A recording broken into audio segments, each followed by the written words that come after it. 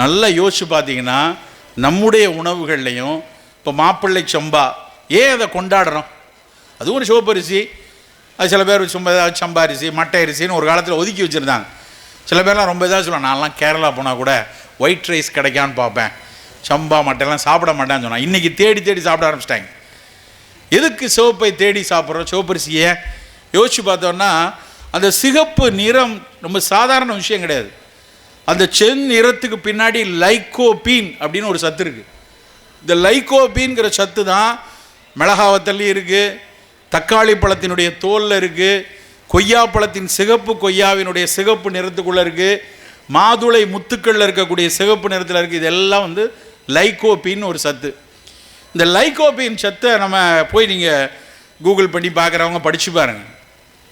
Lycopene சத்து புற்றுநோய்கள் வரவிடாமல் எப்படி தடுக்குதுன்னா, செல்களுக்கு இடையில போய் ஆக்சிஜன் கூறுகள் போய் சேர்ந்துக்கும்.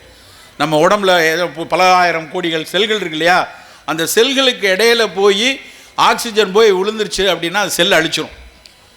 அதுக்கு தேவை தான் ஆன்டி ஆக்சிடென்ட் அப்படிம்பாங்க, ஃப்ரீ ரேடிக்கல் ஸ்கேவெஞ்சர் அப்படிம்பாங்க. தப்பி போன இந்த ஆக்சிஜன் கூறுகளை வெளியேற்றுவை ஸ்கேவெஞ்சிங். இந்த ஸ்கேவெஞ்சிங் பண்ணக்கூடிய வேலை அந்த சிகப்பு நிற அரிசியில் இருக்குது நண்பர்களே. சிகப்பு கொய்யாவில் இருக்கிறது, சிகப்பு தக்காளி பழத்தில் இருக்குது, சிகப்பு மாதுளம்பழத்தில் இருக்குது. அந்த சிவந்த நிறம் கொண்ட அரிசியை நம்ம சாப்பிட்டுட்டே இருக்கும்போது நமக்குள்ளே அந்த லைக்கோபின் கொஞ்சம் கொஞ்சமாக போயிட்டே இருக்கும்.